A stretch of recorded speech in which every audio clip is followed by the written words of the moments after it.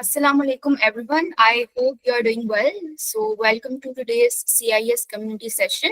My name is Aima Khan, and I'll be your host for this session. And it's a pleasure to see you all here. So, actually, the purpose of this session is to guide students on how to prepare and secure fully funded opportunities in the US, especially through graduate assistantship. And so each session is designed to provide practical insights that can really help you in your academic and career journey. So today's session is focused on introduction, profile building, and roadmap. And we are honored to have Mr. Satyan Ahmed with us. He is currently pursuing his PhD at Iowa University and also working as a graduate assistant there. He'll be sharing his journey and offering guidance on how to build a strong profile and create the right roadmap for graduate opportunities in the US. So without any further delay, let's warmly welcome Mr. Satyan Ahmed to begin this session. बहुत शुक्रिया एमा इतने kind introduction के लिए और सबसे ज़्यादा शुक्रिया कि आपने मेरी यूनिवर्सिटी का नाम सही प्रोनाउंस किया। अच्छा, शुरू करते हैं आज का सेशन। जस्ट मैं क्विकली अपनी स्क्रीन शेयर कर देता हूँ।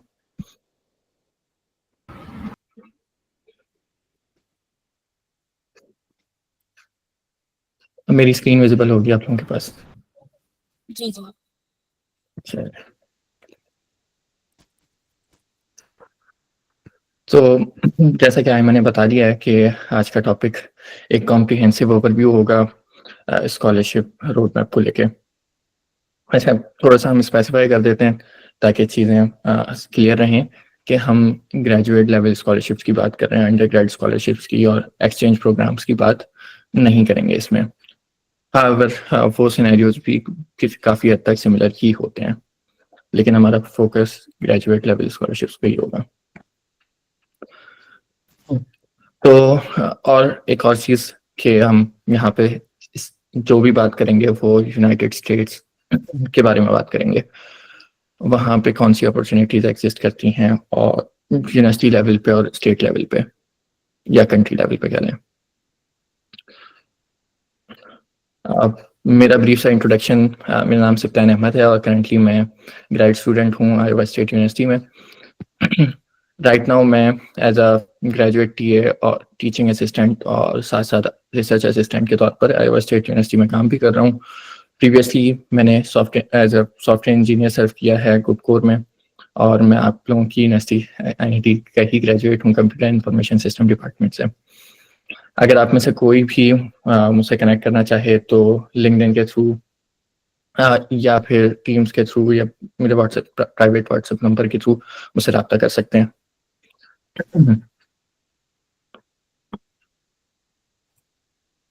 आज के सेशन का एजेंडा क्या रहेगा? सबसे पहले हम बात करेंगे कि कौन कौन सी टाइप की स्कॉलरशिप यूएस में अवेलेबल हैं, ग्रेजुएट स्कॉलरशिप की बात होगी। उसके बाद उनके एलिजिबिलिटी क्राइटेरियाज क्या होते हैं और उनका रोड मैप क्या है, प्रोफाइल बिल्डिंग क्या चीज़ है, एप्टीट्यूड टेस्ट कौन से देने होते हैं, लैंग्वेज प्रोफिशिएंसी टेस्ट कौन से एक्सेप्टेबल हैं, प्रोफेसर्स को किस तरह से अप्रोच किया जाए और क्यों अप्रोच किया जाए, एडमिशन प्रोसेस फिर क्या होता है या इस एप्लीकेशन प्रोसेस आप इसको कह लें। उसके बाद टाइमलाइंस कौन सी फॉलो करनी है। लास्ट एक टॉपिक जो हर एक के जहन में होता है कि इस पूरे प्रोसेस में कितना खर्चा हो जाएगा।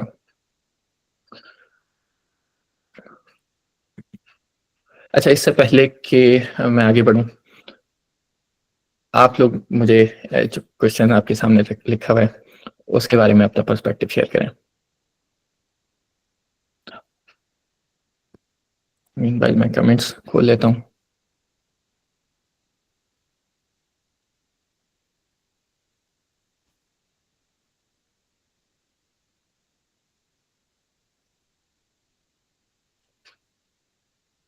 आप लोगों को क्वेश्चन विजिबल है?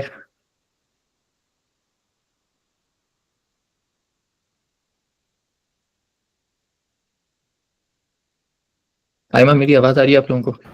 जी जी, आ रही है जी। तो सिंपल सा क्वेश्चन है, आप बताएं कि कोई क्यों आपकी स्टडीज के लिए आपको पे करेगा। कुछ भी थॉट हो सकती है, कोई भी जहन में जो भी आपका आइडिया हो वो शेयर कर सकते हैं।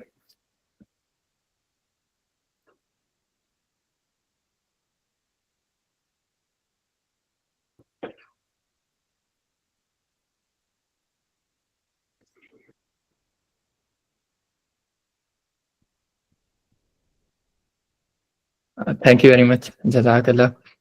काफ़ी मज़ेदार रिस्पॉन्सेज आए और वो ऐसे पर्सपेक्टिव भी शेयर किए हैं स्टूडेंट्स ने कि जो मैंने भी नहीं सोचे थे। खैर, अब एक सिंपल सा आइडिया है कि कोई किसी को क्यों पे करता है। अब जब भी कोई किसी को पे कर रहा होगा, अनलेस कोई बहुत डिफरेंट सर्कमस्टांस है, लेकिन अगर कोई ट्रांजैक्शन है तो इट मीन्स आप कोई सर्विस उनको प्रोवाइड कर रहे होंगे और उस सर्विस के बदले में वो आपको पे करते हैं। तो स्कॉलरशिप में आप या ड्यूरिंग योर स्टडीज आप कौन सी ऐसी सर्विस प्रोवाइड कर देते हैं किसी को कि जिसके बदले में वो एक तो आपकी जो फीस है, जो आपकी एजुकेशनल इंस्टीट्यूट का खर्चा है, वो भी आपको वो भी पे करें और उसके अलावा आपको स्टाइपेंड अलग से दें। तो वो वैल्यू एडिशन मल्टीपल पर्सपेक्टिव से होती है, जैसा कि कमेंट्स में कई लोगों ने शेयर किया कि पहला तो वो ज़ाहिर है वो हर एक को पे नहीं कर रहे होते, आप में एप्टीट्यूड होता है, आप में पोटेंशियल होता है, that's why they choose you, और फिर उसके बाद वो आपको ये अपॉर्चुनिटी देते हैं यानी पे करते हैं। एक तो उनको टैलेंट मिल रहा है, दूसरा अगर हम यूनिवर्सिटीज़ के पर्सपेक्टिव से देखें, टैलेंट तो पूरी स्टेट को मिल रहा है, पूरी कंट्री को मिल रहा है, लेकिन अगर हम स्पेसिफिक यूनिवर्सिटी के पर्सपेक्टिव से देखें तो यूनिवर्सिटी को एक अच्छे स्टूडेंट के साथ साथ एक अच्छा एम्प्लॉय भी दिख रहा है, क्योंकि अच्छा यहाँ हम पाकिस्तान की यूनिवर्सिटीज़ और यहाँ की यूनिवर्सिटीज़ में बहुत ज़्यादा फ़र्क तो नहीं है, लेकिन एक बहुत मेजर डिफरेंस है, वो ये कि इनके पास रिसोर्सेज पे इंतहा हैं, बहुत ज़्यादा रिसोर्सेज हैं।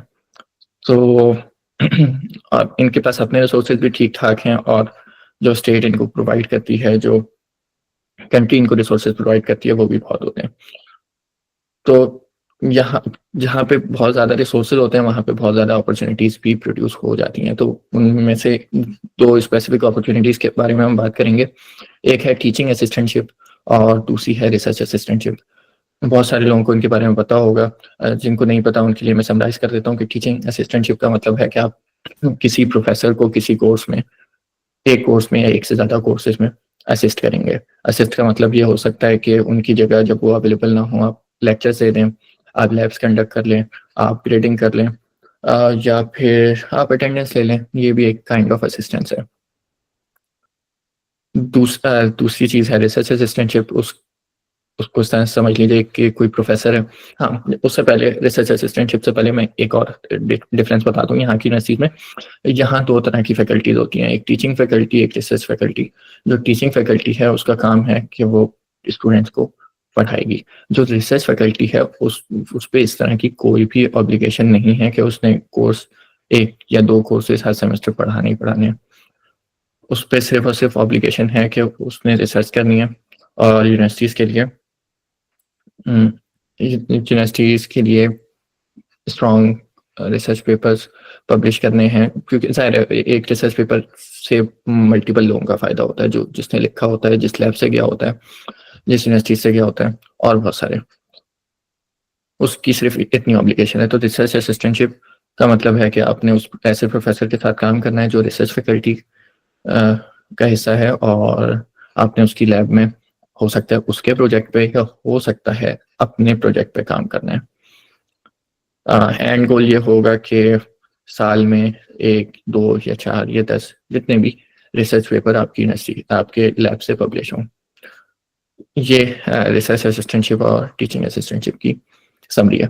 अगर इसमें किसी को कोई कन्फ्यूजन हो तो मैं थोड़ा और डिटेल में इसको समझा दूँ, आप कमेंट कर दें, अदरवाइज फिर हम मूव करेंगे।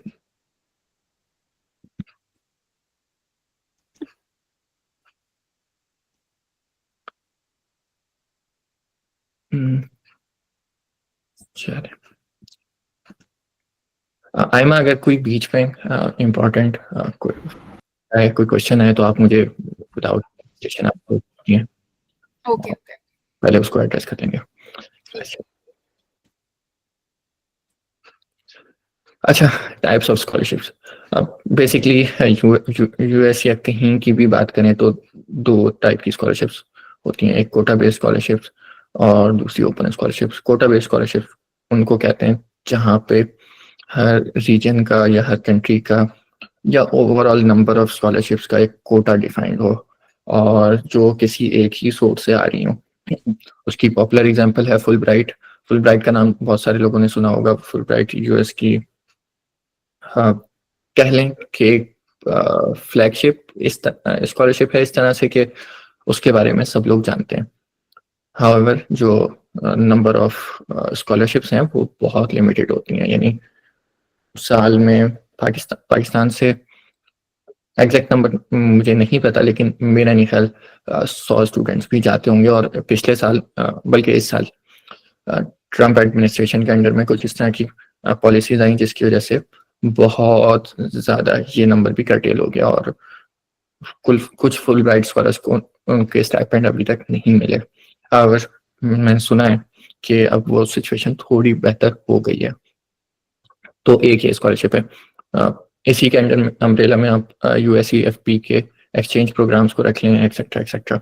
अगर इसी को यूरोप के पर्सपेक्टिव में देखें तो एक दो स्कॉलरशिप्स हैं जैसे इरेस्मस और एक खैर, तो इस तरह की और स्कॉलरशिप्स एग्जिस्ट करती हैं। और इस स्कॉलरशिप के बारे में मजे की बात यह है कि इनकी मार्केटिंग पे बहुत ज़्यादा पैसे खर्च होते हैं और ये स्कॉलरशिप्स जो इस तरह की कोई भी स्कॉलरशिप कोई भी कंट्री अगर प्रोवाइड कर रही है तो उसके डिफरेंट तरह के ऑब्जेक्टिव्स हैं। एक तो डाइवर्सिटी, इंक्लूजन, तीसरी चीज जो अंडर प्रिविलेज्ड नेशंस हैं उनकी हेल्प करना, एक्सेट्रा एक्सेट्रा।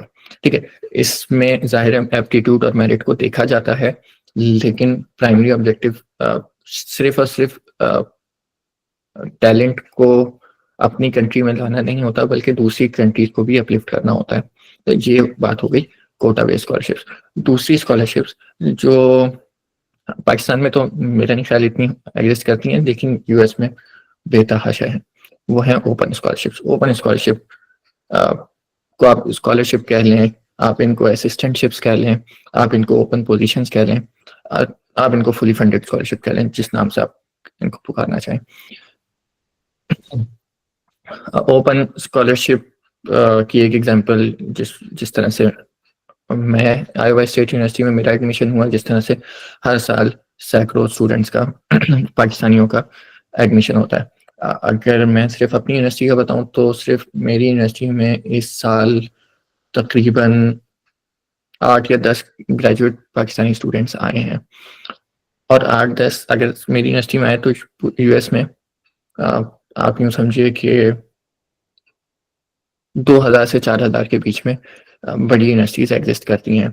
और अगर हर यूनिवर्सिटी में इतनी पोजीशंस हों तो आप खुद कैलकुलेट कर सकते हैं कि हर साल कितना पोटेंशियल है हर यूनिवर्सिटी में स्टूडेंट्स के एडमिशन का। और ये तो मैं सिर्फ पाकिस्तानियों का बता रहा हूँ, अगर मैं यहाँ बांग्लादेशी और इंडियन सबको काउंट कर दूँ जो ओपन स्कॉलरशिप्स पे जिनका एडमिशन हुआ है इस साल, तो नंबर कम से कम भी ये 1000 से ऊपर चला जाता है। तो अनफॉर्चुनेटली पाकिस्तानियों का नंबर बहुत कम होता है, लेकिन होता है। और नंबर कम होने का मतलब ये है कि आप लोगों के पास ज़्यादा अपॉर्चुनिटी है। खैर, ये आप ओपन स्कॉलरशिप्स हो गई। ओपन स्कॉलरशिप में आपके पास क्या इंसेंटिव्स होते हैं? एक तो इनका नंबर बहुत ज़्यादा है, दूसरा आपको कोई फीस नहीं पे करनी पड़ती, एडमिशन फीस नहीं, अपनी ट्यूशन फीस, और आपको स्टाइपेंड भी एक अच्छी अमाउंट मिलती है। कितने स्टाइपेंड मिलता है उसके बारे में भी हम ब्रीफली डिस्कस कर लेंगे। सॉरी, इसी का कोई क्वेश्चन हो तो कमेंट पे आप ऐड कर सकते हैं। अच्छा, स्कॉलरशिप की हमने बात कर ली, अब एलिजिबिलिटी क्राइटेरिया की बात करते हैं कि कौन कौन वो शख्स होगा जो एक गुड फिट होगा स्कॉलरशिप के लिए। ओपन स्कॉलरशिप हम स्पेसिफिक अब ओपन स्कॉलरशिप्स की बात करेंगे, क्योंकि जो कोटा बेस्ड स्कॉलरशिप्स हैं, पहले एक तो मैंने आपको बता दिया कि इस एडमिनिस्ट्रेशन में वो काफ़ी अनसर्टेन है, दूसरा उनमें कंपटीशन बहुत ज़्यादा होता है और लिमिटेड होती हैं। ठीक, हम ओपन स्कॉलरशिप की बात करें तो इन ओपन स्कॉलरशिप्स के लिए गुड फिट कौन होगा? एक स्टूडेंट जिसकी एकेडमिक प्रोफाइल बहुत अच्छी हो, यानी GPA अराउंड 4 हो, उसके पास कुछ रिसर्च पब्लिकेशंस हो अच्छे जर्नल्स में, दूसरा उसके आपके पास कुछ मल्टीनेशनल कंपनीज में एक या एक से ज़्यादा इंटर्नशिप्स हों। तीसरा उसके पास जो एप्टीट्यूड टेस्ट हैं जीआरई जीमेट जैसे, उनमें अच्छे स्कोर्स हों। अब उसने कुछ इंटरनेशनल कॉम्पिटिशन्स में अच्छी रैंकिंग यानी टॉप रैंकिंग सिक्योर की हों, और जो लैंग्वेज प्रोफिशिएंसी इसके इंग्लिश लैंग्वेज प्रोफिशिएंसी हो उसकी एडवांस लेवल की हो। ये कुछ गुड फिट क्राइटेरियाज हैं जिनमें से कोई भी रिक्वायर नहीं है। बिल्कुल भी ऐसा नहीं है कि इनमें से अगर आपके पास 6 में से कोई एक चीज़ भी ना हो तब भी आपके बहुत अच्छे चांसेस होंगे ओपन स्कॉलरशिप सिक्योर करने के। आई एम नॉट सेइंग कि अदरवाइज ट्रू है कि अगर आपके पास ये सारी चीज़ें हों तो आपके ना होने के चांसेस बहुत ज़्यादा होंगे, ऐसा नहीं है। लेकिन इनमें से कोई भी पॉइंट आपको टिक करना, मार्क करना ज़रूरी नहीं है। क्या चीज़ें ज़रूरी हैं हम अगली स्लाइड में डिस्कस करेंगे।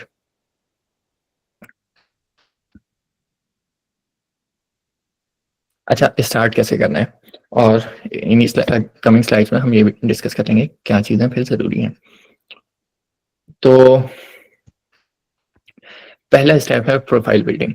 और प्रोफाइल बिल्डिंग में डायरेक्ट कुछ चीज़ें मैंने पीछे स्लाइड में डिस्कस की हैं, वो हों बहुत अच्छा है, ना हो कोई ज़रूरी नहीं है, लेकिन एब्सोल्यूट जो रिक्वायर्ड चीज़ें हैं वो क्या है। सबसे पहली चीज़ है कि आपके पास एक अच्छी CGPA हो, ये सबसे इम्पोर्टेंट है। एटलीस्ट आपके पास 3+ हो, और अगर 3.25 या 3.5 प्लस हो तो बहुत अच्छा है। और भले से वो GPA आपकी समर कोर्सेज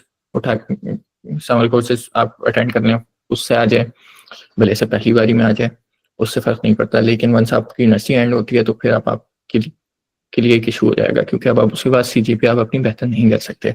उसके बाद आप अपनी बाकी सारी स्किल्स, बाकी सारी नंबर्स शायद बेहतर कर लें, लेकिन GPA एक ऐसा क्राइटेरिया है कि अगर आपको कोई एकेडमिक इंस्टीट्यूट में एडमिशन चाहिए, जॉब की बात नहीं हो रही, अगर आपको कोई स्कॉलरशिप, एकेडमिक स्कॉलरशिप चाहिए तो GPA लाजमी देखी जाएगी। नॉट सेइंग कि अगर आपकी GPA कम हो तो पॉसिबिलिटी नहीं है, लेकिन GPA के अच्छे होने से आपके चांसेस डेफिनेटली बढ़ जाएंगे। अदरवाइज आपको दूसरे एस्पेक्ट्स पे बहुत ज़्यादा मेहनत करनी पड़ेगी। तो I can not further stress on this point, CGPA अच्छी होनी चाहिए।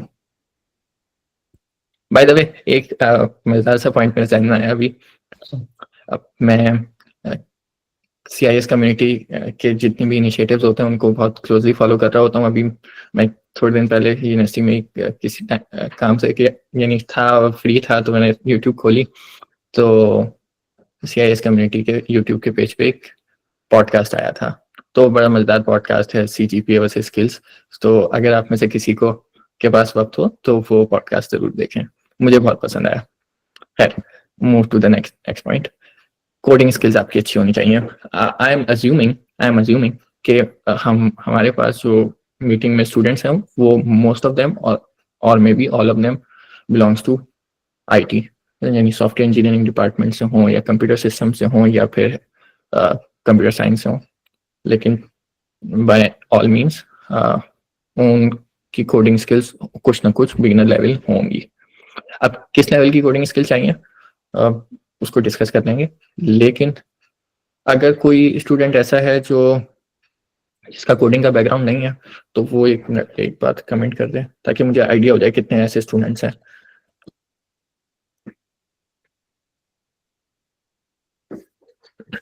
अच्छा, कुछ स्टूडेंट्स हैं जो डिफरेंट बैकग्राउंड से हैं, तो सॉरी, तो आप लोगों के पास तो दूसरे कंप्यूटर साइंस वाले बैकग्राउंड सॉरी आप लोगों के पास दूसरे स्टूडेंट्स से ज़्यादा अपॉर्चुनिटीज़ हैं, और उसके बारे में भी हम बात कर लेंगे। लेकिन आप ये समझें कि कोडिंग सीखना इस एरा में सबके लिए मैंडेटरी है। आपको एक्सपर्ट लेवल कोडिंग नहीं आनी चाहिए, लेकिन आपको आइडिया होना चाहिए कि आप ये प्रोग्रामिंग का बेसिक कोर्स तो सब लोग ही पढ़ते हैं NED में।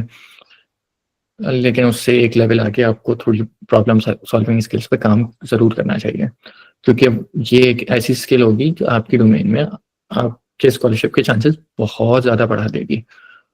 और आप लोग के लिए किसी CIS, SE या CS के स्टूडेंट से बहुत ज़्यादा अपॉर्चुनिटीज़ डेफिनेटली ओपन है। अच्छा, कुछ और भी कमेंट्स हैं, पहले मैं उनको एड्रेस कर दूं, उसके बाद फिर हम दोबारा प्रेजेंटेशन पे आ जाते हैं। जी हमजा, मैं प्रेजेंटेशन का लिंक शेयर कर दूंगा ताहिर के साथ, वो आपके साथ शेयर कर देगा। साइबर सिक्योरिटी का बैकग्राउंड है, साइबर सिक्योरिटी तो CS का ही बैकग्राउंड है।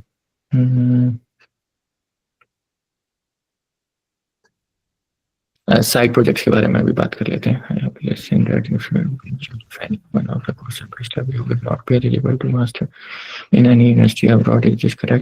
नहीं अब्दुल बासित, ऐसा कुछ भी नहीं है, बल्कि मैं आपको मजे की बात बताऊं कि मेरा तो एक कोर्स में वो भी था, बैकलॉग भी था। खैर वो चाइनीज लैंग्वेज का सेकंड कोर्स था। मैं अक्सर लोगों को ये ना लतीफ़े के तौर पर सुनाता हूँ। और जिन प्रोफेसर के साथ मैं काम कर रहा हूँ अभी, वो खुद भी चाइनीज़ हैं, वो कार्नेगी मेलन के ग्रेजुएट हैं, और मैं उनको भी बताया, वो भी बहुत खुश हो रहे थे। जबकि खुश होने की बात नहीं है, ऐसा कुछ भी नहीं है कि डी ग्रेड होने से कोई फर्क पड़ता है, या ज़ाहिर है डेफिनेटली बहुत ज़्यादा नहीं होने चाहिए, लेकिन अगर एक आध है तो कोई ख़ास फर्क नहीं पड़ेगा। सेकंड थिंग इज़ के आप के मैथमेटिक्स और आपकी डोमेन के अपने कोर्सेज में अच्छे ग्रेड होने चाहिए। ना हो तो उससे थोड़ा बहुत शायद इम्पैक्ट पड़े, लेकिन हो तो उससे बहुत पॉजिटिव इम्पैक्ट होगा आपके ओवर। क्योंकि अभी हम आगे बात करेंगे कि किस तरह से यूनिवर्सिटीज किसी स्टूडेंट को सेलेक्ट करती हैं, कौन सी बेसिस होती हैं जिन पे किसी भी एप्लीकेशन को जज किया जाता है।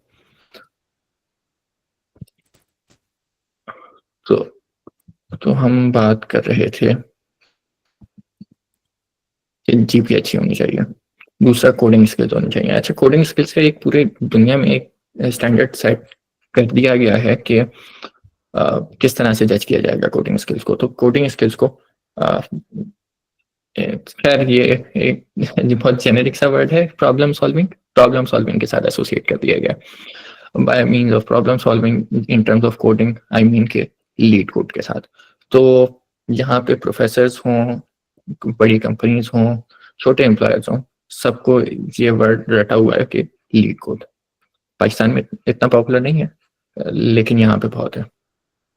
तो आपकी लीड कोड की प्रोफाइल अच्छी होनी चाहिए। बाय मीन्स अच्छी कि अगर बाय मीन्स अच्छी कैसे समझें? बाय मीन्स अच्छी डजंट मीन कि आपके पास बहुत ज़्यादा प्रॉब्लम सॉल्व हो।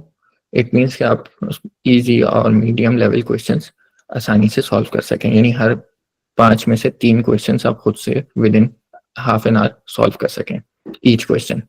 तो ये एक जनरल हमने ना क्राइटेरिया सेट कर लिया अच्छी कोडिंग का। ये हो गई कोडिंग स्किल्स। और अगर आपकी कोडिंग स्किल्स अच्छी नहीं है, या आप लीड कोड का पहली बार नाम सुन रहे हैं, तो कोई मसला नहीं है, आज से आप स्टार्ट कर सकते हैं और विद इन सम टाइम आपकी स्किल्स बेहतर हो जाएंगी। अच्छा, दूसरा है इंटरनेशनल एक्सपोजर। ये बहुत ज़रूरी है, क्योंकि अगर कोई प्रोफाइल पाकिस्तान से आ रही है, भले से आपने पाकिस्तान का कोई नेशनल लेवल कंपटीशन जीता हुआ है, हु केयर्स, पाकिस्तान की इमेज, सॉफ्ट इमेज कोई बेहतर नहीं है दुनिया में। और जब पाकिस्तान का नाम आता होगा, मैं अज्यूम कर रहा हूँ, तो इनके जहन में कोई बहुत बड़ा कोई कंपटीशन डेफिनेटली नहीं आता होगा, दूसरी चीज़ें आती होंगी। और अगर आप कहें कि भाई मैं पाकिस्तान में सबसे बड़ा कोडिंग कंपटीशन जीता है, तो वो ये सोचेंगे कि अच्छा भाई 10-15 लोग होंगे, उसमें इसने जीत लिया तो कौन सा तीर मारा। एक और भी चीज़ है कि इंटरनेशनल चलें पहले इसको ही कवर करते हैं। तो जब इंटरनेशनल एक्सपोजर की बात है, तो अब आपने अपनी प्रोफाइल में जितने ज़्यादा हो सकें इंटरनेशनल एक्यूलेट्स ऐड करने हैं। एक्यूलेट डजंट मीन कि आपने सिर्फ पोजीशंस ली हुई हो, बहुत अच्छी रैंकिंग हो। इट मीन्स कि आपने पार्टिसिपेशन बहुत ज़्यादा की हो, बहुत ज़्यादा ना भी सही लेकिन कुछ ना कुछ की हो, इंटरनेशनल कोडिंग कॉम्पिटिशन्स में, हैकाथॉन्स में, एक्सेट्रा एक्सेट्रा। जो भी आपको, जैसे एक पॉपुलर अपॉर्चुनिटी है जहाँ मैंने देखा कि एनईटी के बहुत सारे स्टूडेंट्स ने पार्टिसिपेट किया, वो स्टैनफोर्ड कोडिंग प्लेस।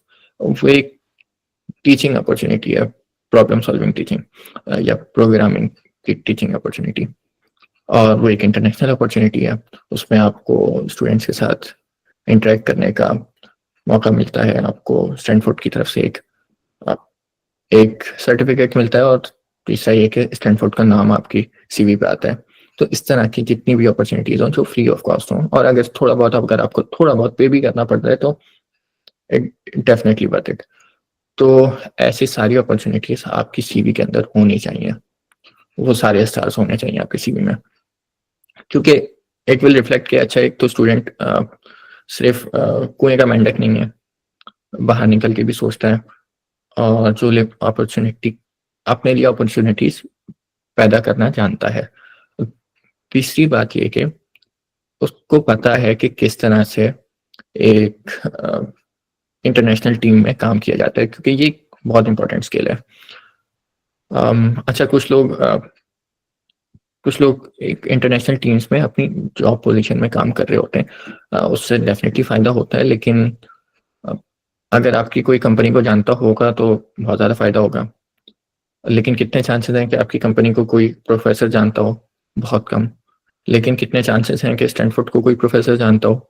बहुत ज़्यादा। इसी तरह दूसरे कॉम्पिटिशन्स बड़े बड़े इंस्टीट्यूट्स करा रहे होते हैं, MIT करा रहा होता है, जहाँ पे पार्टिसिपेशन टोटली फ्री होती है। कितने चांसेस हैं कि आपके प्रोफेसर जानता हो उन कॉम्पिटिशन्स के बारे में, या एटलीस्ट उन इंस्टीट्यूट्स के बारे में? जब कोई कंपटीशन MIT कराएगा तो डेफिनेटली उसका कोई स्टैंडर्ड होगा। तो कितने चांस इट, और एज आई हैव said कि you don't have to secure a high rank in that contest, just participation is sufficient. तो कितने चांसेस हैं कि उन इंस्टीट्यूट्स का कोई प्रोफेसर जानता हो? 100%।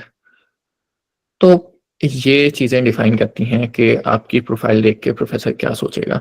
या तो प्रोफेसर ये सोचेगा कि भाई ये कोई बस एक नॉर्मल सा पाकिस्तानी स्टूडेंट है जिसकी 4 GPA आ गई। अच्छा, 4 GPA भी कुछ जस्टिफाई नहीं करेगी प्रोफेसर को। उसके नज़र में फिर भी यही होगा कि अच्छा, 4 GPA है लेकिन पाकिस्तानी यूनिवर्सिटी से, तो क्या फ़र्क पड़ता है।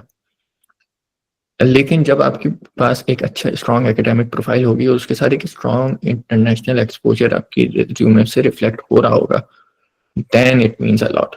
तो वो आपकी जो एकेडमिक प्रोफाइल है वो भी जस्टिफाई हो जाएगी जब आपके पास अच्छा कोडिंग एक्सपीरियंस कोडिंग स्किल्स होंगी, अच्छा इंटरनेशनल एक्सपोजर होगा। चलें, I can not further stress on this points, ये बहुत इंपॉर्टेंट है। कम्युनिकेशन स्किल्स अच्छी होनी चाहिए। अभी हम आगे बात करेंगे कि प्रोफेसर्स, जब आपका इंटरव्यू होगा या जब हम प्रोफेसर्स को अप्रोच करेंगे तो प्रोफेसर किन चीज़ों को इंटरव्यू में जज कर रहे होते हैं। उनमें से एक चीज़ कम्युनिकेशन स्किल है। डजंट मीन कि आपको एक्स्ट्रा ऑर्डिनरी फ्लुएंट होना है इंग्लिश में, बट इट मीन्स कि आपको अपना पॉइंट जस्टिफाई करना आना चाहिए। सोशल प्रेजेंस होनी चाहिए। डजंट मीन फेसबुक और इंस्टाग्राम, इट मीन्स कि गिटहब पे आपकी प्रोफाइल अच्छी होनी चाहिए, लिंक्डइन पे आपकी प्रेजेंस अच्छी होनी चाहिए। रिसर्च एक्सपीरियंस अगर हो तो बहुत अच्छा है, ना हो तो एटलीस्ट आपको ये पता होना चाहिए कि आपको अगर रिसर्च करनी पड़े तो आप किन टॉपिक्स में करेंगे। जैसे आजकल बहुत पॉपुलर है मशीन लर्निंग और AI, सब लोग उसी में कर रहे हैं। बहुत अच्छा है अगर आपका इंटरेस्ट भी उसी में, और अगर किसी और चीज़ में है, किसी और टॉपिक में है तो और भी अच्छा है, क्योंकि वहाँ पे सैचुरेशन डेफिनेटली कम होगी। लेकिन इट डजंट मीन कि अगर आपका AI ML में है तो आपको कंपटीशन बहुत ज़्यादा फेस करना होगा। थोड़ा सा ज़्यादा करना होगा, लेकिन क्योंकि दोनों चीज़ें, अगर सैचुरेशन है तो उसके साथ साथ अपॉर्चुनिटीज़ भी बहुत ज़्यादा उन डोमेन्स में है। तो अगर आपका रिसर्च एक्सपीरियंस, एनीथिंग में भी रिसर्च अपॉर्चुनिटीज़ कुछ एग्जिस्ट करती हैं, लेकिन बहुत ज़्यादा टाइम उन पे स्पेंड नहीं करना चाहिए। थोड़ा करें, अगर आपकी कुछ लर्निंग हो रही है, आपको मज़ा आ रहा है तो बिल्कुल करें, लेकिन एक ट्राई ज़रूर करें उसको कि 1 महीना आप किसी अच्छी रिसर्च लैब में NIT के अंदर या कहीं अगर और किसी दूसरी अच्छी यूनिवर्सिटी में, जैसे हबीब यूनिवर्सिटी में अगर आपको मौका मिलता है तो for sure go for that opportunity. लेकिन फोकस आपने हमेशा एक वेल राउंडेड प्रोफाइल पे करना है। अच्छा, ये सारी प्रोफाइल बिल्डिंग के लिए स्टार्ट करने का सही टाइम कौन सा है? आप कोई अपनी सजेशन देगा कमेंट्स में क्विकली?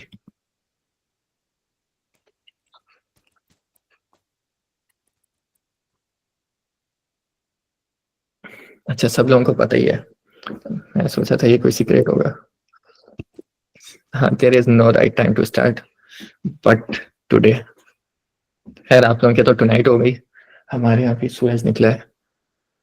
खैर चलें, लेट्स मूव फॉरवर्ड। उसके प्रोफाइल बिल्डिंग की हमने बात कर ली, उसके बाद बात करते हैं कि चलिए उससे पहले कि आप जल्दी से अपना ना सेमेस्टर मुझे बताएं कि कौन कौन से सेमेस्टर से स्टूडेंट्स ने ज्वाइन किया है।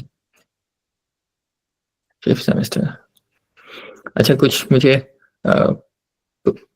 कुछ चेहरे मुझे ग्रेजुएट भी दिख रहे हैं, कुछ नाम हैं जिनको मैं जानता हूँ। आशान बेग 5th, फर्रुख नियाज।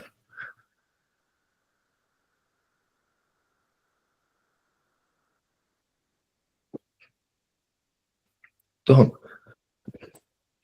काफी डाइवर्स ऑडियंस है हमारे पास। मैं देख रहा हूँ कि ज्यादातर लोग 5th सेमेस्टर में इनरोल हैं और बहुत सारी ऑडियंस 2nd सेमेस्टर में भी इनरोल हैं, कुछ लोग 7th में भी हैं। तो नाइस, आप सबके पास अच्छा खासा टाइम है प्रिपेयर करने के लिए। बट अच्छा, अब हम बात करते हैं प्रोफाइल बिल्डिंग के बाद। अच्छा, प्रोफाइल बिल्डिंग के आगे कोई स्टॉप साइन नहीं लगा हुआ कि एक पॉइंट है कि जहां से आपने प्रोफाइल बिल्डिंग स्टार्ट करनी है और एक टाइम ऐसा आएगा कि आपको लगेगा कि आपकी प्रोफाइल बिल्ड हो गई है। ऐसा कभी भी नहीं होगा। आपने प्रोफाइल बिल्डिंग स्टार्ट करनी है और उसके साथ साथ जो इनटेक आपकी क्लोज हो उसमें जरूर अप्लाई करना है। एक सिंपल सा सी बात है जो हम अब, अच्छा मैं आपको ना एक मजे की चीज बताता हूँ कि कभी कभी ना जो एक्स्ट्रा ऑर्डिनरी स्टूडेंट्स होते हैं या इंटेलिजेंट स्टूडेंट्स होते हैं वो पीछे रह जाते हैं, और जो नॉर्मल स्टूडेंट्स होते हैं ना वो उनसे आगे निकल जाते हैं अपॉर्चुनिटीज के मामले में। वो ऐसा ऐसे होता है कि ना, हाँ, जो अभी भी आप में से कुछ लोग सोच रहे होंगे कि यार ये जो अपॉर्चुनिटी के बारे में सिर्फ तहनावत बात कर रहे हैं ये ठीक बहुत मुश्किल होगी और मेरे लिए तो पॉसिबल नहीं है। हाउएवर कि हमने बहुत एम्फेसाइज कर लिया कि ये बिल्कुल मुश्किल नहीं है उतनी जितने लोग सोचते हैं या जितना फुल ब्राइट और दूसरी स्कॉलरशिप्स होती हैं। इसके मुकाबले में एक जो दूसरा स्टूडेंट होगा जो इस कॉम्प्लेक्स में नहीं होगा, जो इस इम्पोस्टर सिंड्रोम के अंदर नहीं होगा, वो क्या करेगा, वो कहेगा okay let's give it a try. और जो दूसरा इंटेलिजेंट स्टूडेंट है, जीनियस है, वो बोलेगा नहीं नहीं अभी तो मेरी प्रोफाइल ही तैयार नहीं है, मैं अगली बार करूंगा जब मेरी इस साल मैं प्रोफाइल पे काम करता हूँ। तो होगा क्या, वो जो नॉर्मल स्टूडेंट था उसने अप्लाई किया क्योंकि कंपटीशन कम होगा, ऐसे जीनियस स्टूडेंट्स ने अप्लाई नहीं किया था, उसको एडमिशन मिल जाएगा और इस तरह से आपके और उसमें 1 साल का कम से कम गैप आ जाएगा। फिर आप बाद में सोच रहे होंगे कि यार अगर मैं इसको मिल गया था तो मैं भी अप्लाई करता, मुझे भी मिल जाता। मैं अपने क्लास में बहुत सारे ऐसे स्टूडेंट्स को जानता हूँ जिन्होंने जो अप्लाई कर सकते थे, जिनके पास बहुत अच्छा चांस था लेकिन उन्होंने अप्लाई नहीं किया किसी वजह से। तो आपने दूसरी वाली कैटेगरी में से नहीं होना। आपने प्रोफाइल बिल्डिंग साथ होती रहेगी, जैसी जो अच्छी इनटेक आए उसमें अप्लाई करके देखना है मैक्सिमम क्या क्या नुकसान होगा। कुछ भी नहीं, ये होगा कि उस इनटेक में आपको कोई एडमिशन नहीं मिलेगा, लेकिन अगली इनटेक में आप वेल प्रिपेयर्ड होंगे, आपके डॉक्यूमेंट्स सारे रेडी होंगे, आपको पता होगा कि आपने पिछली इनटेक में क्या गलती की थी। हाउएवर अगर आप उस पिछली इनटेक में अप्लाई ना करें तो अगली इनटेक में आप वो गलतियां करेंगे। तो this is the trade off. खैर, अब हम आते हैं टेस्ट पे कि कौन से टेस्ट देना होते हैं। तो एक टेस्ट है GRE, graduate record examination test. ये एक एप्टीट्यूड टेस्ट है, इसमें 2 सेक्शन होते हैं, मैथमेटिक्स एक इंग्लिश। उसकी ज़्यादा डिटेल में नहीं जाएंगे। ताहिर मुझे बता रहे थे कि अगला सेशन उन्होंने इसी इन 2 टॉपिक्स पे ही कंडक्ट करना है। तो होपफुली वहाँ पे आपको ज़्यादा डिटेल मिल जाएंगी इसकी। फॉर द टाइम बिंग आप ये समझ लें कि इसको प्रिपेयर करने के लिए 2.5 से 3.5 महीने समझ लें। ये मैंने 3 से 4 ज़्यादा लिखे हैं, लेकिन 2.5 से 3.5 महीने चाहिए होते हैं। कब आपको what's the right good time to start? There is no right time, right? तो गुड टाइम है कि 5th-6th सेमेस्टर में आप प्रिपरेशन स्टार्ट कर लें, और इससे जल्दी ना करें, आई वुड सजेस्ट। लेकिन अगर आप इससे देर हो गई है तो उससे देर से कर लें। अभी मैं अपने एक दोस्त को जानता हूँ कि जिन्होंने ग्रेजुएट होने के बाद जीआरई की प्रिपरेशन स्टार्ट की थी, और अभी उन्होंने थोड़े दिन पहले जीआरई अटेम्प्ट किया है और उनका बहुत अच्छा स्कोर आया, और मेरे ख्याल में वो अभी हमारी इस मीटिंग का हिस्सा भी हैं। खैर, तो what should be the aim it should be any score above 310। और आई एम टेलिंग यू कि अगर आप 2-2.5 महीना 3 महीने अच्छी मेहनत करेंगे तो it is easy to achieve this score. Okay, IELTS, अच्छा जीआरई मैंडेटरी बिल्कुल भी नहीं है। बहुत थोड़ी सी यूनिवर्सिटीज हैं जहाँ पे जीआरई मैंडेटरी है, लेकिन GRE helps you a lot. और एक साइड पॉइंट है, लेकिन ये भी सुन लें कि जीआरई में आपने ज़्यादा एफर्ट करनी है।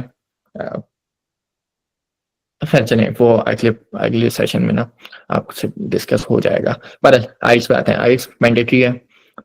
सॉरी, ये मैंने ना कॉपी पेस्ट किया था, तो यहाँ पे जीआरई लिखा हुआ है। इट मीन्स आइल्स। आइल्स 10 से 15 दिन मैक्सिमम लगेंगे आपको आइल्स अटेम्प्ट करने में। कब अटेम्प्ट करना चाहिए? 2 से 3 महीने पहले, या 1 महीना पहले भी चलेगा। कि अगर आप की इनटेक अगस्त में स्टार्ट हो रही है तो आप जुलाई में अटेम्प्ट कर लें, क्योंकि जीआरई की वैलिडिटी होती है 5 साल की, आईएलटीएस की वैलिडिटी होती है 2 साल की। आई एम श्योर कि 2 साल के अंदर आप अपना एडमिशन अचीव कर लेंगे, स्कॉलरशिप क्रैक कर लेंगे, लेकिन still it's good to be safe. ठीक, तो क्योंकि इतना टाइम भी नहीं लगेगा, तो बहुत ज़रूरी बिल्कुल भी मैं सजेस्ट नहीं करूंगा कि आप पहले से ही देके बैठ जाएं 1-2 सेमेस्टर पहले। एम क्या होना चाहिए? एनी स्कोर इक्वलेंट टू और ग्रेटर देन 7.0 बैंड। ठीक, अच्छा, अब उसके बाद आते हैं स्कॉलरशिप के इम्पोर्टेंट पार्ट पे। इस स्कॉलरशिप का इम्पोर्टेंट पार्ट है प्रोफेसर की रजामंदी हासिल करना। वो क्यों? क्योंकि इन यूएस में हर जगह पे आपने देखा होगा कि हम पाकिस्तान में भी स्कॉलरशिप्स की प्रोफेसर्स की बहुत सेव होती है, और जो सिलेक्शन होती है उसमें भी प्रोफेसर्स कमेटी का हिस्सा होते हैं, और प्रोफेसर्स की का ओपिनियन बहुत स्ट्रांग होता है उस हर एडमिशन कमेटी में। तो अगर आपको एडमिशन से पहले किसी प्रोफेसर की यस मिल जाए, तो आप ये समझें कि आपके एडमिशन के चांसेस, यानी आप 85% तो आपने एडमिशन इसको सिक्योर कर लिया है, 90% कह लें। अच्छा, प्रोफेसर की यस कैसे चाहिए होती है? आपने प्रोफेसर को कोल्ड ईमेल्स करनी है, और कोल्ड ईमेल क्या होती है, कैसे करनी है, उस पर भी ताहिर बता रहे थे कि इसका 3rd सेशन उस टॉपिक पे होगा, अगर आप लोगों का इंटरेस्ट हुआ तो। ब्रीफली मैं बता देता हूँ। कोल्ड ईमेल में आपने अपनी प्रोफाइल प्रोफेसर को बतानी होती है कि प्रोफेसर ये मेरी प्रोफाइल है, ये थोड़ा बहुत मैंने काम किया, ये मेरे इंटरेस्ट है, और इस तरह से मेरा काम आपके काम के साथ अलाइन होता है, और अगर आपकी लैब में या आपके पास कोई अपॉर्चुनिटी है तो मैं आपके साथ काम करना चाहूँगा।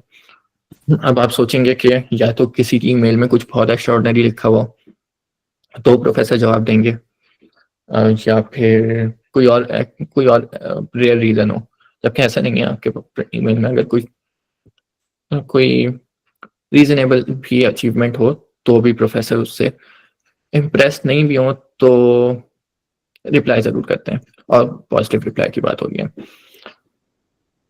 क्योंकि अच्छा, मैं एक और चीज़ ना आप लोगों के लिए क्लियर कर दूं कि ऐसा क्यों है। अब ऐसा ना इस वजह से है कि यूएस में अगर हर प्रोफेसर के पास अपनी लैब होती है, उसमें 5 से 10 लोगों की जगह होती है, स्टूडेंट्स की, उससे ज़्यादा की भी होती है, 20, 25, 30 की भी होती है, जो कि नॉर्मल है। वो हर वक्त स्टूडेंट्स देख रहे होते हैं। क्यों देख रहे होते हैं?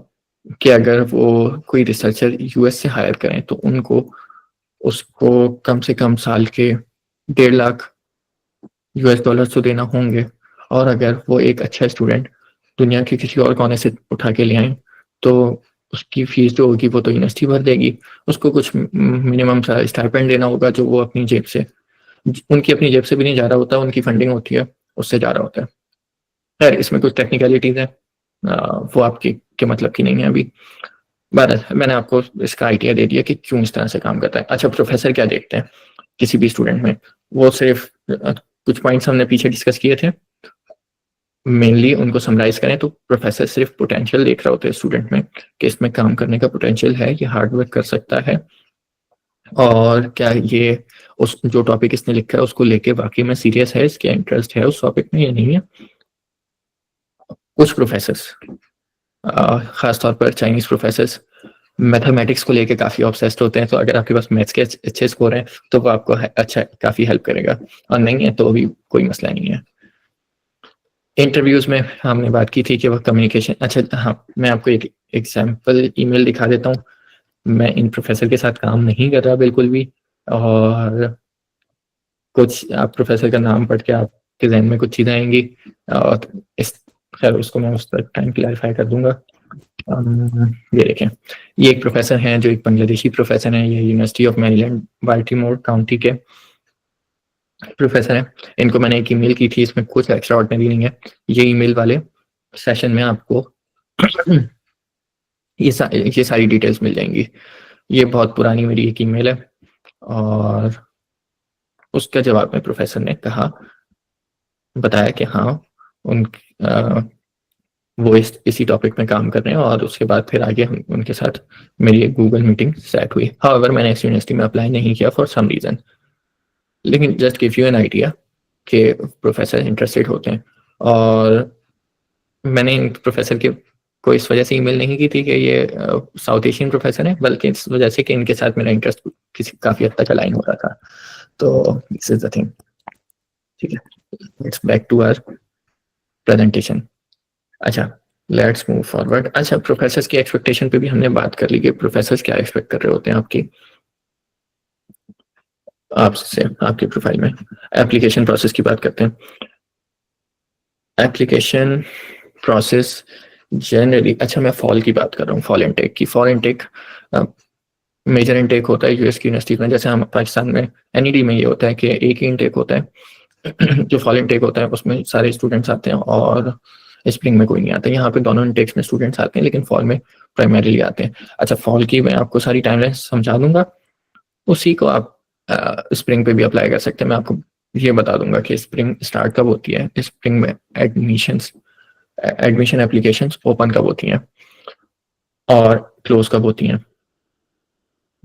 उसी के हिसाब से आप अपनी सारी टाइमलाइन सेट कर लें। फॉल में एप्लीकेशन स्टार्ट होती हैं अगस्त के एंड या सितंबर के मिड तक, और एंड हो जाती हैं दिसंबर के मिड से लेकर जनवरी के एंड तक। क्योंकि बहुत सारी यूनिवर्सिटीज हैं, तो तकरीबन 4000 यूनिवर्सिटीज हैं आई हैव मेंशन। तो हर यूनिवर्सिटी अपने हिसाब से ओपन करती है, लेकिन जो टाइम रेंज होती है वो यही होती है कि अगस्त सितंबर के बीच में कहीं स्टार्ट हो जाएगी, और दिसंबर जनवरी कभी कभी फरवरी तक भी जाती है में एंड हो जाएगी। डॉक्यूमेंट्स कौन कौन से रिक्वायर हैं? Statement of purpose. Statement of purpose क्या होता है, कितना इंपॉर्टेंट होता है, उस पर मेरे ख्याल में आखिरी सेशन होगा इसी सीरीज का। अगर आप लोगों की डिमांड हुई तो ताहिर मुझे बता रहे थे, बाकी आप ताहिर से रब्ता कर सकते हैं उसके लिए। लेटर ऑफ रिकमेंडेशन चाहिए होते हैं। लेटर ऑफ रिकमेंडेशन क्या होते हैं, वो भी शायद उस सेशन में कवर हो जाए। ब्रीफली मैं आपको बता दूं कि ये as it is self descriptive, कोई 3 लोग आपको रिकमेंड करेंगे यूनिवर्सिटी के को कि ये he is a good student और he is a good professional, so let him in और गिव हिम एडमिशन, और we recommend to give him admission, him or her. तो वो 2-3 लोग कौन हो सकते हैं? 2 आपके प्रोफेसर हो जाएं, एक आपका मैनेजर हो जाए, तीनों आपके प्रोफेसर हो जाएं कोई, लेकिन वो जो भी लोग हों वो आपको क्लोजली जानते हो, क्लोजली ना भी जानते हो, लेकिन आपको वो अपनी क्लास में उनको याद हो कि हाँ भाई इसकी प्रेजेंस होती थी, और वो जब आपको लिख के दें तो वो जेनेरिक सा ना लिख के दें एलवार, बल्कि एक अच्छा सा एलवार लिख के दें। खैर वैसे मुझे नहीं पता दूसरे डिपार्टमेंट्स का, CIS में प्रोफेसर ज्यादातर प्रोफेसर खुशी खुशी लिख के दे देते हैं और अच्छे एलवार लिख के देते हैं। अच्छा, तो इससे एक और बात फिर मैं रोशनी डाल दूं कि अगर आपको किसी के जहन में कोई टीचर्स हैं जिनसे आपको एलओआर लिखवाना हो तो उनसे अभी से अपने मरासिम बेहतर करना शुरू कर दें। और जिस जो एलओआर आपका सबमिट कर रहा है उसकी जितनी अच्छी प्रोफाइल है उससे आप डेफिनेटली फर्क पड़ेगा आपकी एप्लीकेशन पे। थर्ड डॉक्यूमेंट इज ट्रांसक्रिप्ट, आपके पास ट्रांसक्रिप्ट होनी चाहिए, उसकी डिजिटल कॉपी सबमिट होती है, कोई आप हार्ड कॉपी कहीं नहीं भेजते हैं। IGRE की रिपोर्ट्स होनी चाहिए, यानी आपने अटेम्प्ट किया वो। Early application increase chances of admission, of getting admission. तो जितना जल्दी आप अप्लाई करेंगे, जैसे अगस्त सितंबर में स्टार्ट हुई, आपने अगर शुरू में अप्लाई किया तो आपके चांसेस ज़्यादा होंगे, भले से आपसे अच्छी प्रोफाइल वाला बाद में आ जाए। अगर बहुत सिग्निफिकेंट डिफरेंस ना हो तो आपको प्रायोरिटी दी जाएगी। तो इट इज़ हाईली रिकमेंडेड कि जितना जल्दी हो सके आप आपके पास ये सारी चीज़ें रेडी हों ताकि आप अप्लाई कर सकें और ज़्यादा से ज़्यादा यूनिवर्सिटीज़ में अप्लाई कर सकें। एक और भी उसकी वजह है, जिस तरह एनडी में होता है कि एप्टीट्यूड टेस्ट की एक फीस होती है, एडमिशन की एक फीस होती है, यहाँ पे भी एप्लीकेशन की एक फीस होती है, लेकिन most of the universities early days में फी वेवर्स प्रोवाइड करती हैं। तो अगर आपके पास शुरू में ये सारे डॉक्यूमेंट्स रेडी हैं तो आप आराम से बहुत सारी यूनिवर्सिटीज में फ्री में अप्लाई कर सकते हैं। बल्कि मैं अपने एक दोस्त को CIS के ही सीनियर हैं, उनको जानता हूँ जिन्होंने 41 यूनिवर्सिटीज में अप्लाई किया था फ्री ऑफ कॉस्ट। 41 बहुत बड़ा नंबर होता है, मैंने तो हार्डली 5 में किया था। खैर, अब हम आते हैं टाइमलाइंस पे कि कौन सी टाइमलाइन पे क्या करना चाहिए आपको। तो आपका आइट्स एट मैक्स 1 सितंबर, अगर आप 2026 की इंटेक के लिए अप्लाई कर रहे हैं तो इस 2025 के 1 सितंबर पे आपके पास रेडी होना चाहिए, नहीं तो 2026 के 1 सितंबर पे आपके पास रेडी होना चाहिए जिस भी इंटेक में अप्लाई कर रहे हैं। जब आपके पास 1 सितंबर पे, अगर आप फॉल इंटेक की बात हो रही है, ये सारी टाइमलाइंस आपको अगर स्प्रिंग के हिसाब से देखना है तो स्प्रिंग जनरली मई से अगस्त तक होता है, तो उस हिसाब से आपका मई के स्टार्ट में आपके पास आइल्स होना चाहिए। अगर GRE भी दे रहे हैं तो 10 सितंबर तक आपके पास ये दोनों चीजें होनी चाहिए। उसके बाद आपके का ईमेल टेम्पलेट रेडी होना चाहिए उसके अगले 2-3 दिन में, मैक्सिमम 2 दिन लगेंगे। ईमेल टेम्पलेट क्या होता है, क्या क्या चीज़ों का ख्याल रखना है, वो भी अगले सेशंस में आपको कवर हो जाएगा। खैर, मैंने एक बार इस टॉपिक पे बात की थी, मैं ताहिर से कहूँगा कि ताहिर के पास अगर वो लिंक है तो वो भी शेयर कर देगा वो आप लोगों के साथ, अदरवाइज इस पे एक सेशन तो शायद होना है। SOP आपके पास बाय 15 सितंबर और मैक्सिमम 18 सितंबर रेडी होना चाहिए ताकि फिर आप सारा जगह अप्लाई कर सकें। टीचर्स से आपके पास कंफर्मेशन होनी चाहिए बाय 20 सितंबर के वो आपका या टीचर या मैनेजर या whoever is going to give you LOR, उसकी यस आपके पास होनी चाहिए बाय 20 सितंबर। By the end of September आपने एटलीस्ट 100 प्रोफेसर्स को ईमेल कर दी हो एटलीस्ट, और 3 यूनिवर्सिटीज में एटलीस्ट आपने एप्लीकेशन अपनी सबमिट कर दी हो बाय द मिड अक्टूबर। क्योंकि जब आपकी शुरू की जो यूनिवर्सिटीज में एप्लीकेशन प्रोसेस होगा वो बहुत स्लो होगा, क्योंकि आप बहुत सारी चीज़ें सीख रहे होंगे, आप अपने SOP के बहुत सारी आइट्रेशन कर रहे होंगे, बहुत टाइम लग रहा होगा। वंस आपने 3 जगह अप्लाई कर दिया तो उसके बाद आपका वही प्रोसेस बहुत एफिशिएंट हो जाएगा। अच्छा, पासपोर्ट आप आइल्स के बाद बनने के लिए दे सकते हैं। नॉर्मल पासपोर्ट जो नॉर्मल प्रोसेस होता है जो सबसे कम पैसों वाला होता है उसी में अप्लाई करें, 10 साल वाले में अप्लाई करें 36 पेजेस के साथ। जो पासपोर्ट है उसका कोई बेनिफिट मैंने अभी तक नहीं देखा, तो आई वॉन्ट रिकमेंड पासपोर्ट, उसके पैसे ज़्यादा होते हैं। Attestation is recommended not required in all of the cases. I would suggest कि अपनी यूनिवर्सिटी के डॉक्यूमेंट को, ट्रांसक्रिप्ट को और डिग्री को अटेस्ट करवा लें HEC से। मुझे उसका कोई फ़ायदा नहीं हुआ, लेकिन शायद कभी हो जाए। यूनिवर्सिटी, जहाँ वाली यूनिवर्सिटी ने बिल्कुल भी नहीं देखा या किसी और यूनिवर्सिटी ने भी नहीं रिक्वायर किया था, लेकिन शायद कभी ना कभी हो जाए। और 1000 रुपये की अटेस्टेशन होगी तो 2000 रुपये में आपकी दोनों अटेस्टेशन हो जाएंगी, तो आपको उससे भी कोई खास मसला नहीं होगा। यानी हमने टाइमलाइंस की बात कर ली, let's quickly wrap it up. अच्छा, हम एक्सपेंसेस की बात कर लेते हैं। हाउएवर मैं तो नहीं चाह रहा था कि इसको कवर किया जाए, लेकिन it is requested, that's why I'm covering it. Duolingo में 35 से 65,000 रुपए का खर्चा होगा। Duolingo मेरे ख्याल में 35,000 रुपए की फीस है और IELTS 65। GRE अगर नहीं तो 62,000 अभी उसकी फीस है। पासपोर्ट में मेरे ख्याल में 7,000 लगते हैं, लेकिन मैंने 10K की फिगर लिख दी। HEC अटेस्टेशन 1 से 2,000। मिसलेनियस वैसी 50K लिख दिया मैंने, हो सकता है कोई और खर्चा हो। Visa application, US visa application की बात हो रही है, उसमें टोटल 1.5 से 2 लाख रुपए खर्चा होता है। US का टिकट 2.5 लाख का होता है। शॉपिंग, आपको ये चीज कंसर्न आपके हैं नहीं अभी, लेकिन इट वाज रिक्वेस्टेड कि एक कॉम्प्रिहेंसिव आइडिया होना चाहिए और सारी चीजें कवर होनी चाहिए, तो मैंने ऐड कर दिया। सो ये खर्चे होते हैं। बाकी जो बेनिफिट्स हैं वो हमेशा सरपास कर जाते हैं बहुत शॉर्ट टर्म में जो एक्सपेंसेस को।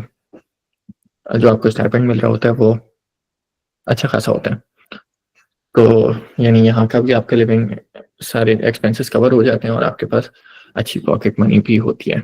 तो ये सिर्फ नॉइज है, इतना इसके बारे में सोचना नहीं है कि खर्चा कितना होगा, वो हमेशा मैनेज हो जाता है। और पाकिस्तान में ऐसी बहुत सारी बहुत सारी नहीं लेकिन ऐसे NGOs मौजूद हैं जो स्टूडेंट्स को, नीडी स्टूडेंट्स को हेल्प करती हैं in their journey towards US. Back to something. Back to the point. अच्छा, मेरी कुछ एक सिंपल सी एडवाइस है। फर्स्ट ऑफ ऑल, जो चीज़ें मेरे लिए वर्कआउट करें और मैं समझता हूँ सबके लिए करेंगी, तो वो है कि आपके पास एक अच्छा साथी होना चाहिए, अच्छे आपके पास सीनियर होने चाहिए, आपकी गैदरिंग अच्छी होनी चाहिए। ऐसे लोग आपके साथ होने चाहिए जो आपसे ज़्यादा, जिनका एप्टीट्यूड हो, जो आपसे ज़्यादा मेहनती हों, जो आपसे ज़्यादा बेहतर हों और आपके लिए जेन्युइन सोचते हों। अच्छा, मैं जेनरिक स्टेटमेंट्स पास नहीं कर रहा। हम सबके इर्द गिर्द ऐसे लोग होते हैं जो अच्छे लोग होते हैं, तो आप उन लोगों के साथ अपनी दोस्तियाँ बनाएं। दूसरा, इस जर्नी में आपके पास कम से कम एक दोस्त ऐसा होना चाहिए जो आपको हर वक्त मोटिवेट करे, जो आपके साथ साथ अप्लाई करे, क्योंकि ये जर्नी ना थोड़ी सी लंबी होती है, ये थोड़ी ज़्यादा लंबी होती है, तो आप किसी पॉइंट पे ना एग्जॉस्ट नहीं लेकिन लेजी हो सकते हैं। तो अगर आपके पास कोई अच्छा दोस्त होगा तो वो आपको हमेशा पुश करता रहेगा कि नहीं यार, थोड़ा सा रह के एक जगह और अप्लाई कर लेते हैं। मेरे पास एक था, मुझे बहुत हेल्प हुई और फॉर श्योर आप लोगों को बहुत हेल्प होगी। और एक और मैं आपको मजे की बात बताता हूँ, हम में ना पता नहीं क्यों ये मेंटालिटी होती है कि अगर हम किसी को बता देंगे ना अपना ऑब्जेक्टिव अपना टारगेट, जबकि पॉसिबल भी होते हैं सबके ऑब्जेक्टिव्स, तो पता नहीं क्या होगा, जैसे नजर लग जाएगी या फिर कोई भी XYZ कुछ हो जाएगा। ऐसा नहीं है, यानी मैंने नहीं देखा आज तक ऐसा कुछ होता हुआ।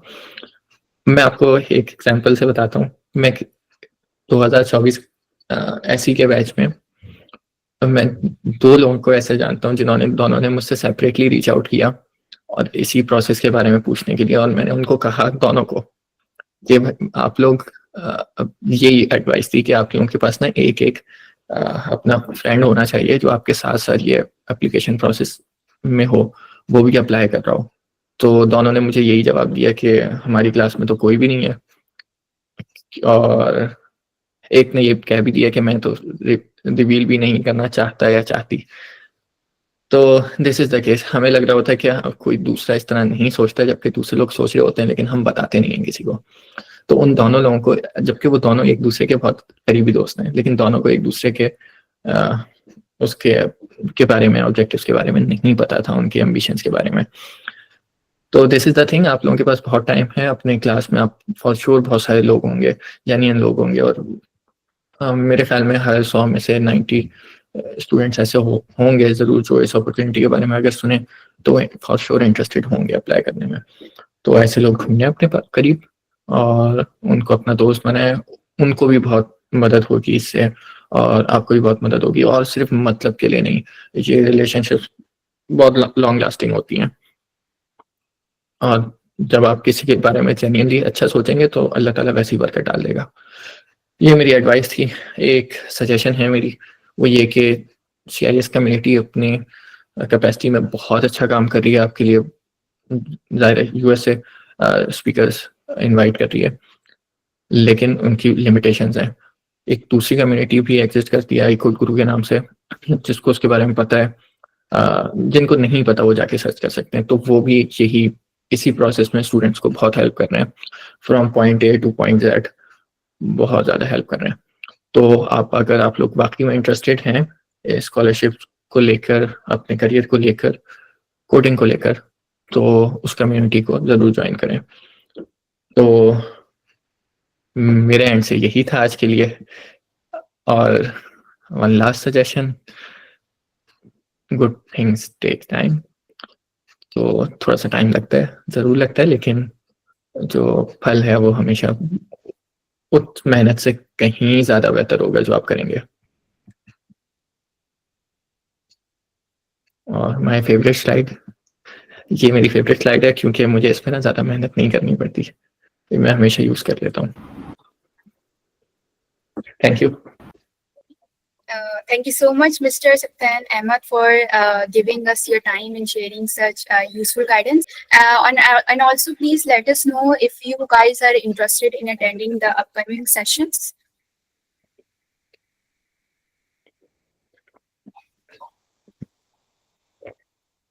Okay, so for those who are interested, so the upcoming sessions will cover IELTS and GRE strategies, how to email professors, how to prepare for interviews, and how to work on SOPs and LORs.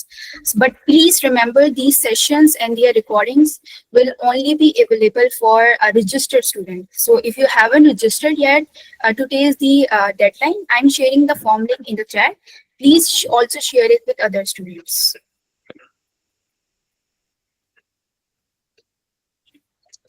Haima, क्या हमारे पास 2 minute extra होंगे? जी जी।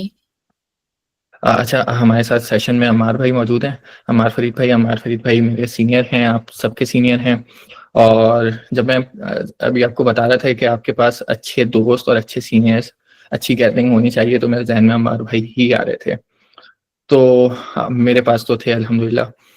आप लोगों के पास भी ऐसे अच्छे दोस्त, साथी, कुलीग और अच्छे सीनियर्स होने चाहिए जो हर पॉइंट पे आपको मोटिवेट करें और आपको अच्छे सजेशन दे सकें, क्योंकि अच्छी सजेशन भी मोर देन इनफ होती हैं in most of the cases. या तो अमर भाई, thank you very much.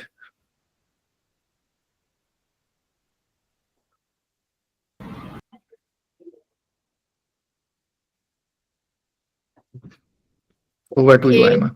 Okay, so अब हम सेशन एंड कर रहे हैं। So thank you so much, guys. Stay connected, take care, and see you all in the next session.